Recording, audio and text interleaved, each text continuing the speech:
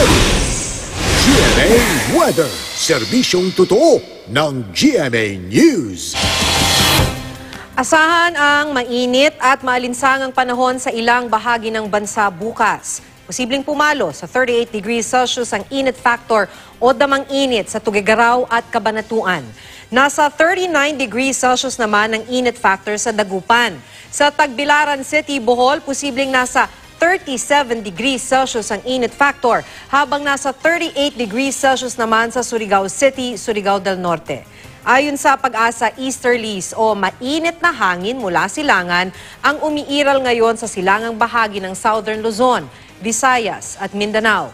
May dala rin itong ulan sa ilang bahagi ng bansa. Sa rainfall forecast ng Metro Weather, maghapong uulanin bukas ang Sorsogon. Mula tanghali, may ulan na rin sa Quezon, Batangas, Mindoro Provinces, Marinduque at sa natitirang bahagi ng Bicol Region. Dito sa Metro Manila, maulap pero mababa ang tsansa ng ulan.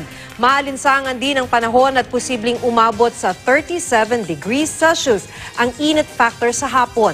Buong araw namang uulanin bukas ang Northern at Eastern Samar, habang sa hapon may hanggang katamtamang ulan sa iba pang bahagi ng Visayas. Mababa naman ang tsansa ng ulan sa malaking bahagi ng Mindanao, maliban sa hanggang katamtamang ulan sa Sultan Kudarat, South Cotabato at Llano del Sur sa hapon.